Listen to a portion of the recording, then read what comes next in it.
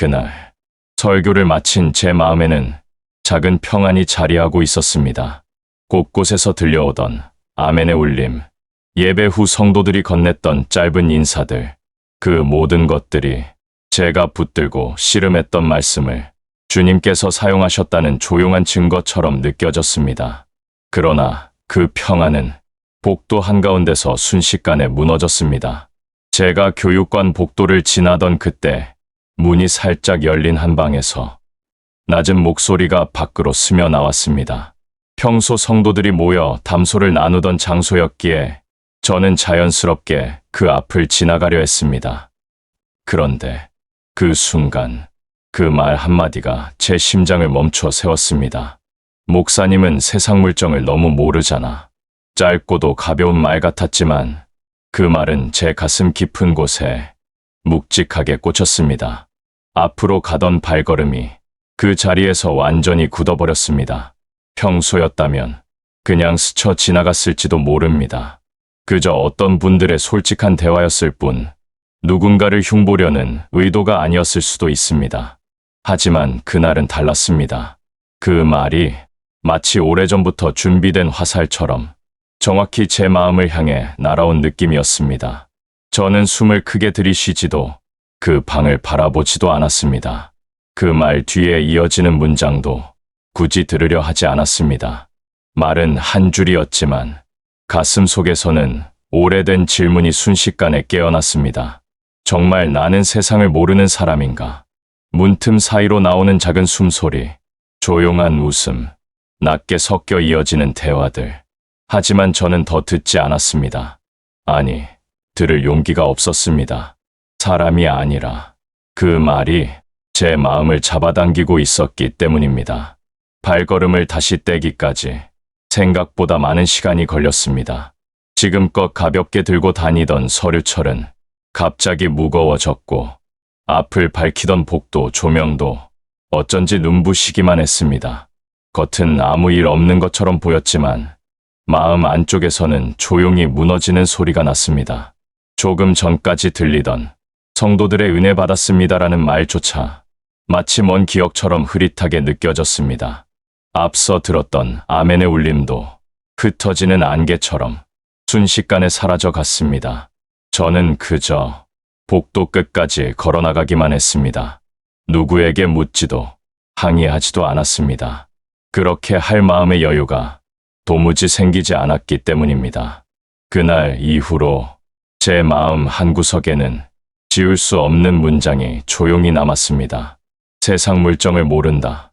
사람들이 가볍게 던진 말일지 몰라도 그 말은 제게 정체성을 흔드는 질문이 되어 하루 종일 가슴 안에서 울려 퍼지고 있었습니다. 교육관의 문이 하나둘 닫히고 불이 꺼지며 건물이 조용해졌을 때에도 그 말만은 제 마음 안에서 묵직하게 남아 있었습니다. 그리고 그날 밤 저는 처음으로 주님 앞에 조용히 질문을 올렸습니다. 주님, 저는 정말 세상을 모르는 사람입니까? 그 질문이 제 안에서 길고 깊은 울림을 만들기 시작했습니다. 복도에서 들렸던 그 한마디는 단순한 의견이나 가벼운 대화로 지나갈 수 있는 말이었습니다. 그러나 이상하게도 그날만큼은 제 마음 깊은 곳에 오래 머물렀습니다. 기도를 드리려 무릎을 꿇어도 말씀을 펼쳐도 계속해서 같은 질문이 떠올랐습니다. 주님, 저는 정말 세상을 모르는 사람입니까? 그 질문은 제가 걸어온 길을 처음부터 다시 되돌아보게 만들었습니다. 제가 주님의 부르심을 처음 느꼈던 것은 아주 어린 시절이었습니다. 또래 친구들이 장래 희망을 이야기할 때 저는 혼자만 다른 마음의 떨림을 느끼고 있었습니다. 예배 시간에 찬송이 울려 퍼지면 이유 없이 눈물이 흐르기도 했고 말씀을 듣는 순간마다 가슴이 묘하게 뜨거워지곤 했습니다. 어른들은 감수성이 예민하다고 말했지만 저는 알았습니다. 이 감정이 단순한 감정이 아니라 주님의 부르심이라는 것을요. 그 시절부터 제 마음에는 조용히 속삭이는 음성이 있었습니다. 내가 너를 이 길로 부른다. 저는 대학 진학을 고민할 때 자연스럽게 신학대학교를 선택했습니다. 주변에서는 세상 경험을 먼저 쌓는 게 좋다고 말하기도 했지만 제 마음은 이미 주님께 기울어 있었습니다. 신학대학교와 신학대학원에서의 시간은 말씀과 씨름하는 연속이었습니다. 도서관에서 헬라어 이브리어 단어를 외우며 하루를 보내던 날들도 많았고, 조직신학 책을 붙들고 고민하다 예배당으로 내려가 조용히 찬송을 부르며 마음을 다잡던 순간도 많았습니다. 모든 시간이 말씀으로 제 인생을 채우는 과정이었습니다. 그런데 그렇게 말씀에 집중한 시간만큼 세상이 말하는 일반적인 경험과는 조금씩 더 멀어지고 있었습니다. 직장 내의 구조, 상사와 부하, 직원의 갈등, 성과, 압박, 사업의 흐름, 그 모든 것들은 저에게 너무 낯선 이야기였습니다. 하지만 저는 그 현실을 걱정하기보다 오히려 이렇게 생각했습니다. 목회자는 주님의 말씀 안에 살아야 한다. 그것이 흔들림 없는 믿음이었습니다. 전도사로 사역하던 시간은 저의 젊은 날을 거의 다 바칠 만큼 뜨거운 시간이었습니다.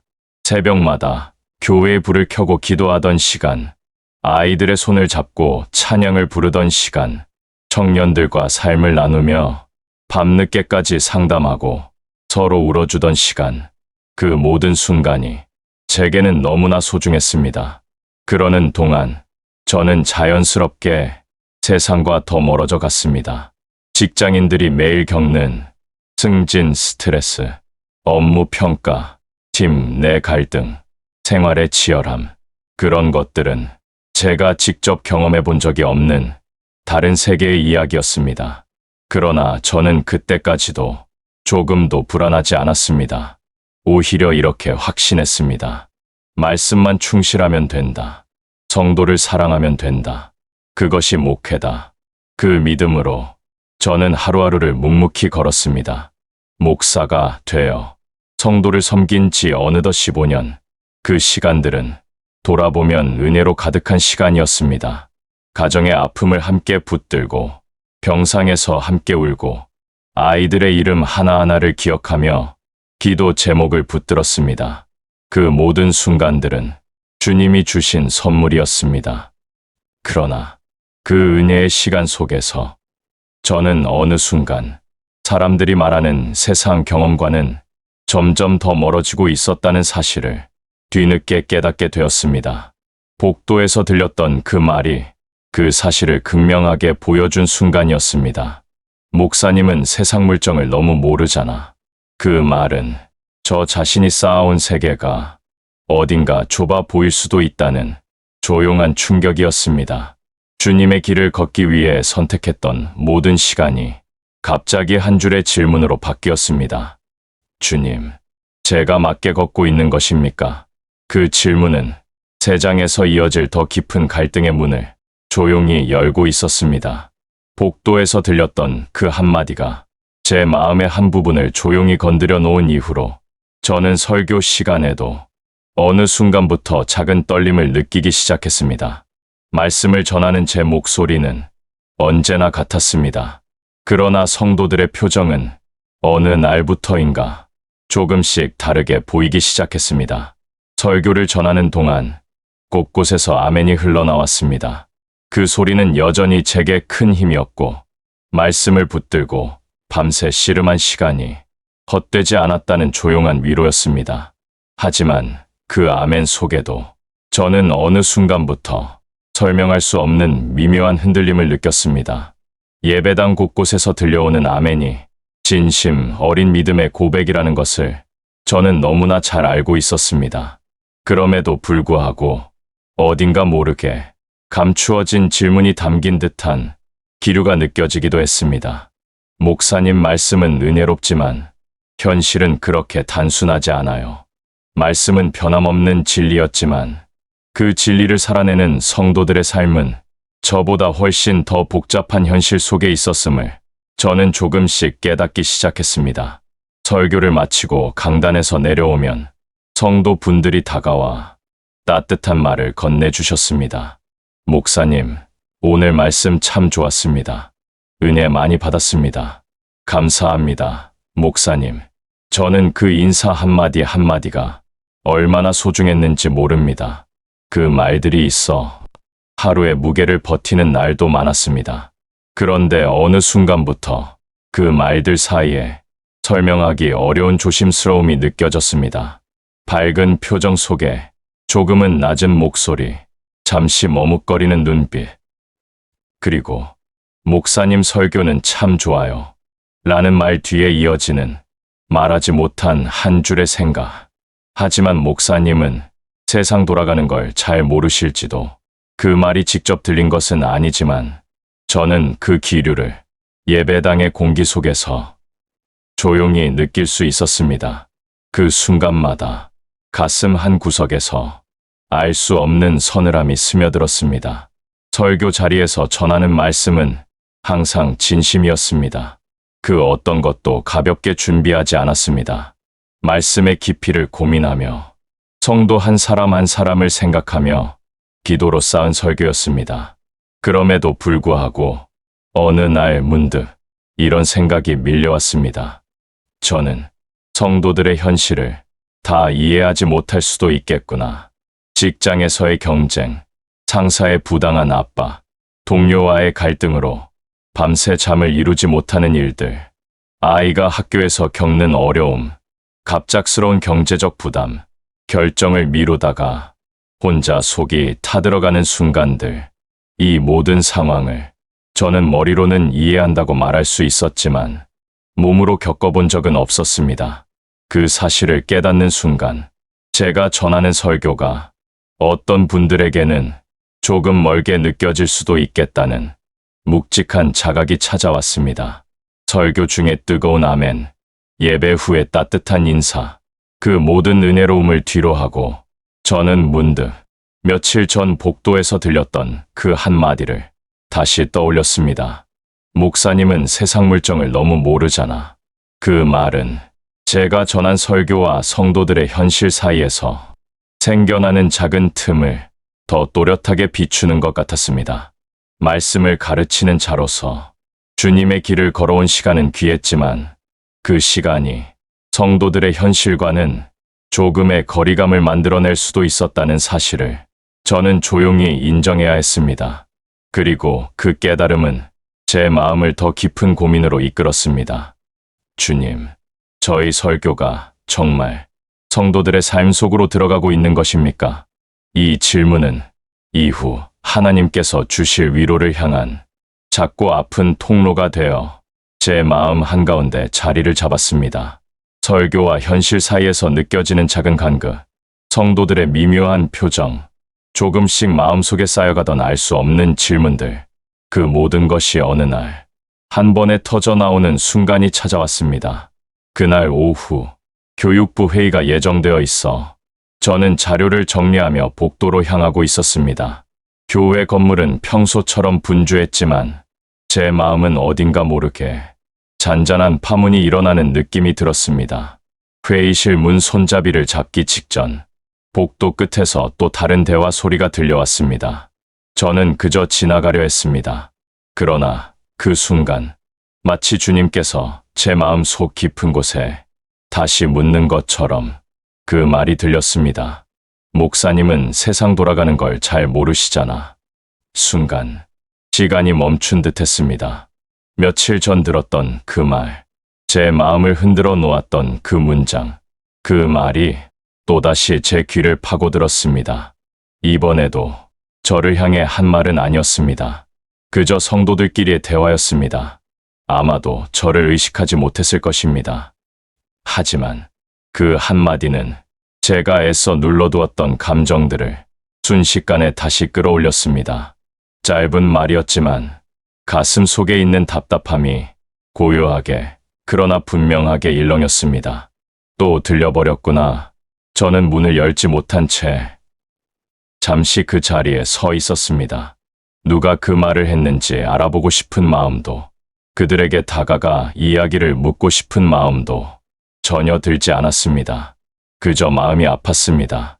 말하지 않아도, 누가 어떤 의도로 말했는지 묻지 않아도 그 말이 저의 약함을 정확히 건드린다는 것을 너무 잘 알고 있었기 때문입니다. 저는 늘 진심이었습니다. 설교를 준비할 때도, 성도 한 사람의 삶을 위해 기도할 때도, 상담 자리에서 조용히 손을 잡아줄 때도, 그러나 성도들이 겪는 현실의 무게를 제가 온전히 경험하지 못했다는 사실이 어느 순간 제가 가진 진심을 조금은 가볍게 만들고 있다는 느낌이 들었습니다. 저는 최선을 다하고 있는데 제가 드리는 말씀이 누군가에게는 너무 이상적인 말처럼만 들릴 수도 있다는 사실을 그때 처음으로 인정해야 했습니다. 마음 한편이 조용히 찢어지는 느낌이었습니다. 회의실 바로 앞인데도 문을 열 수가 없었습니다. 회의에 들어가면 미소를 지어야 하고 성도들의 눈치를 살피며 일정을 조율해야 했습니다. 아무렇지 않은 얼굴로 서류를 넘기며 사역 이야기를 나눠야 했습니다. 하지만 그 순간만큼은 그저 조용히 숨을 고르고 싶었습니다. 아무에게도 들키지 않게 흔들리는 마음을 누르고 싶었습니다. 창문을 통해 복도로 떨어지는 오후 햇살이 평소보다 밝아 보였지만 제 마음 속에는 서늘한 그림자가 더 짙게 드리워졌습니다. 두 번째로 들린 그 말은 저에게 이렇게 묻는 듯 했습니다. 정말로 너는 성도들의 삶을 알고 있느냐? 그리고 제가 할 수 있는 대답은 고백밖에 없었습니다. 주님, 저는 성도들의 삶의 무게를 다 알지 못합니다. 그 고백이 올라오는 순간 마음 한켠이 아릿하게 아팠지만 동시에 그 고백이 주님께로 더 가까이 나아가는 통로처럼 느껴졌습니다. 문틈에서 들린 말은 분명 제 마음을 흔들었습니다. 그러나 이상하게도 그 흔들림 속에서 아주 작은 소망 하나가 자라기 시작했습니다. 이 흔들림도 주님이 허락하신 걸까? 제가 더 깊이 이해하게 하고 더 낮게 엎드리게 하시며 성도들의 아픔과 삶을 더 진심으로 품게 하시려는 주님의 손길일지도 모른다는 생각이 조용히 마음속으로 흘러들었습니다. 그날 문 앞에서 숨을 고르며 저는 깨닫기 시작했습니다. 이 말이 나를 흔들었지만 이 흔들림 속에서 주님이 나를 다시 세우실 것이다. 그리고 바로 그 깨달음이 이후 하나님께서 주실 위로의 길로 저를 이끌고 가기 시작했습니다. 두 번째로 들린 그 말 이후 제 마음은 조용히 흔들리기 시작했습니다. 흔들림이라 말하기에는 너무 아프고 아프다 말하기에는 또 너무 부끄러운 참 이상한 감정이었습니다. 겉으로는 아무렇지 않아 보였지만 속에서는 일어나선 안 될 파문이 조용히 퍼져 나가고 있었습니다. 밤이 깊어질수록 그날의 말이 다시 떠올랐습니다. 목사님은 세상 물정을 너무 모르잖아. 그 문장 하나가 제 마음 한복판에서 끝없이 되풀이되었습니다. 설교를 준비할 때도, 성도를 위해 기도할 때도, 서류를 정리하며 일과를 마무리할 때도 그 말은 조용히 제 마음을 두드렸습니다. 저는 정말 세상을 모르는 사람일까요? 교회 울타리 안에서만 살아온 제 길이 성도들에게는 너무 좁게 보이는 걸까요? 그 질문들은 어느새 저의 정체성까지 흔들어 놓고 있었습니다.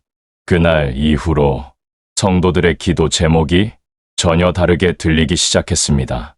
직장에서 겪은 억울함, 생활비를 채우지 못해 생긴 불안, 아이의 학교 문제, 타협할 수 없는 양심 사이에서의 갈등, 사업 결정 앞에서의 겁과 두려움, 이 모든 이야기를 들으며 제 마음속에는 조용한 탄식이 흘렀습니다. 저는 이 삶을 직접 살아본 적이 없구나. 말씀 안에서 이해하고 기도로 붙들어 드릴 수는 있었지만 그 치열한 현장을 제가 직접 겪어본 적은 없었습니다. 그 사실이 갑자기 제 안에 깊은 부족감으로 밀려왔습니다. 주일 설교를 준비하는 어느 날이었습니다. 말씀을 펼쳐놓고 기도로 마음을 가다듬고 원고를 쓰기 시작했는데 이상하게도 글자가 조금도 들어오지 않았습니다. 펜을 들어도 손이 움직이지 않았습니다. 흰 종이 위에 말씀을 적어 내려가야 하는데 제 마음 속에는 또 다른 문장만이 맴돌았습니다. 너는 세상을 모른다. 그 말 앞에서 제가 쌓아온 모든 시간이 갑자기 가벼워지는 듯 했습니다. 설교에 임하는 제 마음은 그날따라 유난히 흔들렸습니다. 주님, 제가 전하는 이 말씀이 성도들에게 어떻게 들릴까요? 현실을 모른다고, 쉽게 말한다고 느끼지는 않을까요? 제 마음은 아무도 모르게 조용히 무너지고 있었습니다. 그날 밤, 저는 결국 애써 준비하던 원고를 덮고 기도 자리로 향했습니다. 예배당 불을 조용히 끄고 어두운 성전 안에 홀로 앉았습니다. 무릎을 꿇는 순간 가슴 안쪽에서 쌓여있던 아픔들이 한꺼번에 올라왔습니다. 눈물이 조용히 흘렀습니다. 누구에게도 보이고 싶지 않은 약함의 눈물이었습니다. 주님, 저는 정말 세상을 모르는 사람입니까? 그래서 이렇게도 부족한 목사처럼 보이는 겁니까? 그 기도 속에서 저는 제 마음 속 상처를 하나씩 주님 앞에 내어놓기 시작했습니다. 그런데 눈물이 조금씩 말을 무려 제 마음 속에 조용한 음성 하나가 들어왔습니다. 사람 앞에서 부족해 보여도 된다. 그러나 내 앞에서는 정직하라. 그 문장은 제가 기대했던 위로와는 달랐습니다. 괜찮다는 말도 아니었고 너무 걱정하지 말라는 말도 아니었습니다. 그러나 이상하게도 그 한마디가 흩어지는 제 마음을 단단히 붙들어 주었습니다. 그리고 그 순간 오래전 마음에 새겨두었던 한 말씀 구절이 떠올랐습니다. 여호와께서 내게 구하시는 것은 오직 공의와 인자를 행하며 겸손하게 내 하나님과 함께 행하는 것이 아니냐. 미가서 6장 8절. 그 구절이 떠오르는 순간 흔들리던 마음이 조금씩 제자리를 찾아가기 시작했습니다. 주님은 제가 세상을 다 알기를 원하시는 분이 아니셨습니다. 성도들의 삶을 이해하기 위해 노력하는 마음은 필요하지만 그보다 더 중요한 것은 하나님 앞에서의 겸손함과 정직함이라는 것. 그 진리가 제 마음에 조용히 내려앉았습니다. 기도 자리에서 눈을 뜨며 저는 조용히 결단했습니다. 주님, 제가 세상 물정을 다 알지 못해도 좋습니다. 그러나 주님의 마음을 잊지 않는 목사가 되게 하소서. 그 결단은 제가 쓰러져 있던 자리에서 다시 일어서도록 만든 주님의 조용한 손길이었습니다. 기도 자리에서 무너졌던 제 마음은 그날 이후 천천히 회복의 길을 걷기 시작했습니다. 흔들림은 여전히 있었지만 설교를 준비할 때마다, 성도들의 얼굴을 떠올릴 때마다 주님께서 제 마음을 조금씩 붙들어 주시는 것을 느꼈습니다. 주일 예배가 끝나던 어느 날, 평소 말수가 적은 성도 한 분이 조용히 제 가까이 오셨습니다. 그분은 잠시 말을 멈추다가 마음속 깊은 이야기를 꺼냈습니다. 목사님 지난주 설교 때문에 제가 살았습니다. 순간 저는 어떤 말도 할 수 없었습니다. 그분은 떨리는 목소리로 이야기를 이어갔습니다. 직장에서 너무 억울한 일을 당해서 며칠 동안 잠을 못 잤습니다. 그런데 목사님 설교에서 들었던 하나님은 중심을 보신다는 그 구절이 제 마음을 붙들었습니다. 말씀대로 한 걸음만 순종하니 제 마음이 정말 편안해졌습니다. 그 말은 제 마음을 깊이 흔들었습니다. 제가 흔들리고 있을 때, 제가 부족하다고 느끼던 바로 그때, 하나님은 성도의 삶에서 말씀을 통해 이미 일하고 계셨습니다. 제가 이해하지 못했던 그들의 현실 속에서 주님께서 위로를 주고 계셨던 것입니다. 며칠 뒤에는 또 다른 성도 한 분이 예배당 뒤편에서 저를 붙잡았습니다. 목사님, 사업 때문에 정말 괴로웠습니다. 큰 결정을 내려야 했는데 너무 무서웠어요. 그런데 설교 중에 들었던 말씀 한 구절이 제 마음을 계속 울렸습니다. 그 말씀 덕분에 결정을 내릴 용기를 냈습니다. 저 혼자였다면 절대 못했을 선택이에요. 저는 숨을 깊이 들이쉬었습니다. 그분의 얼굴에는 어려움이 남아 있었지만 그 안에 담긴 담대함은 분명 하나님이 주신 것이었습니다. 주님, 저는 부족해도 말씀은 여전히 살아 역사하는군요. 그 고백이 제 안에서 울려 퍼졌습니다. 어느 날에는 한 가정의 어머니가 눈가를 훔치며 제게 다가왔습니다. 목사님, 우리 아이가 학교에서 너무 힘든 일을 겪고 있었어요. 제가 마음이 무너져 기도조차 못할 때가 많았습니다. 그런데 목사님 설교에서 하나님은 작은 신음도 들으신다는 말을 들었을 때 딱 한 번이라도 기도해보자. 그 마음이 들었습니다. 그 기도 때문에 우리 가정이 조금씩 회복되고 있습니다. 그 이야기를 듣는 순간 제 눈도 뜨거워졌습니다. 기도조차 힘들었던 부모의 마음을 주님은 말씀 한 줄로 붙들어 주셨습니다. 저는 그 사실 앞에서 입술을 떼지 못했습니다. 이런 고백들이 하루, 이틀 계속해서 이어졌습니다. 직장에서, 가정에서, 사업 현장에서 성도들은 자신들의 자리에서 하나님이 하신 일을 조심스럽게 고백하고 있었습니다. 저는 그 고백들을 들을 때마다 가슴 한켠이 아릿하게 뜨거워졌습니다. 제가 세상의 것을 다 알지 못해도 말씀은 성도들의 삶 속에서 이렇게도 깊이 일하시는구나. 이 깨달음은 저를 다시 일어서게 하는 힘이 되었습니다. 저는 그 자리에서 주님 앞에 조용히 속삭였습니다. 주님, 저는 부족해도 좋습니다. 말씀 앞에서 정직하게 서겠습니다. 성도의 삶 속에서 일하시는 주님을 더 믿겠습니다. 그날 이후 저의 마음에는 묵직했던 상처가 조금씩 아물기 시작했습니다. 성도들의 고백은 저에게 주님이 보내신 작은 열매들이었고 그 열매는 제가 다시 걸음을 내딛도록 만드는 하나님의 위로였습니다. 기도 자리에서 흘렸던 눈물이 아직도 마음 안에서 미지근하게 남아있던 어느 날, 저는 하루의 사역을 마치고 조용히 예배당 안으로 들어갔습니다. 불을 모두 끄고 난 어두운 공간에 저 혼자 서 있으니 마음속 깊은 곳에서 묵직한 감정이 다시 조용히 올라왔습니다. 설교를 전하고 성도들과 상담하고 사역을 감당하는 동안에는 그 흔들림이 잘 보이지 않았지만 고요해지는 순간마다 복도에서 들렸던 그 한마디가 어둠 속에서 다시 떠오르곤 했습니다. 목사님은 세상 물정을 너무 모르잖아. 그 말이 누구를 향해 던진 화살이 아니었다는 것을 저는 알고 있었습니다. 그저 성도들끼리의 대화였고 아마 저를 향한 것도 아니었을 것입니다. 그러나 이상하게도 그 말은 제가 겉으로 쌓아 올렸던 담담함을 안쪽에서부터 조금씩 흔들어 놓았습니다. 예배당 가운데 조용히 앉아 숨을 깊이 들이쉬었을 때 제 마음 한 부분이 갑자기 힘없이 내려앉는 느낌이 들었습니다. 닫혀있는 강단을 바라보며 저를 향해 쌓여있던 여러 감정들이 마치 한꺼번에 쏟아지는 것처럼 가슴이 먹먹해졌습니다. 저는 결국 고개를 숙이고 천천히 입을 열었습니다. 주님, 저는 너무 부족한 사람입니다. 그 말이 입 밖으로 흘러나온 순간 마음이 툭 하고 무너졌습니다.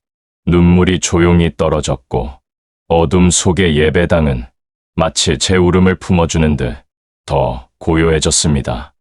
주님, 저는 성도들의 현실을 다 알지 못합니다. 직장 생활도 해보지 않았고 세상 속 경쟁도 경험하지 못했습니다. 그래서 때로는 성도들의 삶 앞에서 제가 너무도 작은 사람처럼 느껴집니다. 그 고백은 누구에게서 듣는 위로보다 더 깊은 아픔을 데려왔습니다. 그러나 동시에 주님 앞에서만 할 수 있는 가장 정직한 고백이었습니다. 얼마나 울었는지 모릅니다. 시간이 얼마나 지났는지도 알 수 없었습니다. 그저 흘러내리는 눈물 속에서 제 마음의 약함을 주님 앞에 그대로 드리고 싶었습니다. 그러던 중 마음 깊은 곳에서 조용한 음성 하나가 스며들기 시작했습니다. 사람 앞에서 부족해 보여도 된다. 그러나 내 앞에서는 정직하라. 그 말은 누군가의 위로가 아니었습니다. 책망도 아니었습니다. 그저 흩어지던 제 마음을 단단히 붙들어주는 주님의 음성이었습니다. 그 음성이 제 안을 채울 때 머릿속에 자연스럽게 한 구절이 떠올랐습니다. 여호와께서 내게 구하시는 것은 오직 공의와 인자를 행하며 겸손하게 내 하나님과 함께 행하는 것이 아니냐. 미가서 6장 8절. 그 말씀이 제 마음 깊은 곳에 은빛처럼 내려앉았습니다. 주님은 제가 세상을 다 알기를 원하지 않으셨습니다. 성도의 삶을 완벽히 이해하기를 요구하지도 않으셨습니다. 주님은 그저 겸손하게 하나님과 함께 걷는 목사가 되기를 저에게 원하셨습니다. 제가 부족한 채로 사역을 해도, 제가 사람들 시선 앞에서 어설퍼 보일 때가 있어도 주님은 제 부족함을 통해 일하고 계셨다는 사실을 그때 깊이 깨달았습니다. 눈물을 닦으며 저는 조용히 결단했습니다. 주님, 제가 세상 물정을 다 알지 못해도 좋습니다.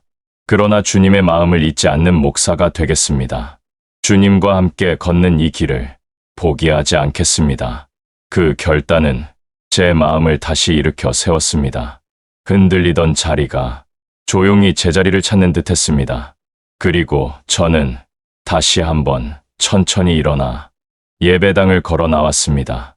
눈물을 닦은 손끝에는 여전히 따뜻한 주님의 위로가 남아 있었습니다. 예배당에서 흘렸던 눈물이 마르고 난 뒤 어느 순간부터 제 마음에 아주 작은 변화가 찾아오기 시작했습니다. 흔들림은 여전히 있었지만 그 흔들림 속에서도 주님이 저를 붙들고 계시다는 확신이 천천히 자리 잡아갔습니다. 주일 예배가 끝나던 어느 날, 한 성도님이 조심스러운 자세로 다가왔습니다. 평소에는 자신의 속마음을 잘 드러내지 않던 분이었기에 조금 놀랐습니다. 그분은 잠시 숨을 고르더니 작은 목소리로 말했습니다. 목사님, 지난주 설교 때문에 정말 제가 살았습니다. 그 말이 얼마나 무겁고 얼마나 깊은 고백인지 저는 단번에 알 수 있었습니다. 그분은 떨리는 목소리로 이어 말했습니다. 너무 억울한 일을 겪어서 며칠 동안 마음이 무너져 있었습니다. 그런데 목사님 말씀 중에 들었던 하나님은 중심을 보신다는 그 한 문장이 제 마음을 붙들었습니다. 그 말씀 한 줄 때문에 숨을 쉴 수 있었습니다. 저는 대답을 하지 못했습니다. 그저 마음 한가운데가 뜨겁게 저려왔습니다. 제가 부족하다고 울던 그 시간에도 주님은 성도의 삶 속에서 가장 필요한 자리에 말씀을 흘려보내고 계셨던 것입니다. 며칠 뒤에는 사업 문제로 고통받던 성도 한 분이 제게 고백을 들려주었습니다. 목사님, 제가 너무 힘든 결정을 앞두고 있었습니다. 겁도 나고 불안했는데 설교 중에 들었던 말씀이 계속 제 귀에 남았습니다. 그 말씀 때문에 두려워서 피하려던 결정을 다시 붙잡을 수 있었습니다. 그분의 눈빛에는 두려움과 담대함이 함께 섞여 있었습니다. 그 모습을 보며 저는 마음 깊은 곳에서 조용한 감사를 느꼈습니다. 어느 날에는 오랫동안 가정 문제로 아파하던 부모가 눈가를 붉힌 채로 찾아왔습니다. 목사님, 우리 아이 때문에 잠을 못 이룰 만큼 괴로워했습니다. 그런데 설교에서 하나님은 작은 신음도 들으신다는 그 말이 제 마음에 깊이 박혔습니다. 한 번이라도 기도해보자. 그 마음이 들면서 상황이 조금씩 풀리기 시작했습니다. 저는 그 말을 들으며 숨을 크게 들이쉬었습니다. 그 가정에 흘러간 하나님의 은혜가 저에게도 그대로 전해지는 것 같았습니다. 이런 고백들이 한 사람에게서만 들린 것이 아니었습니다. 한 주, 또 한 주, 다른 성도들이 조용히 다가와 비슷한 고백을 전했습니다. 어떤 분은 목사님 말씀 때문에 제 마음이 버텼습니다.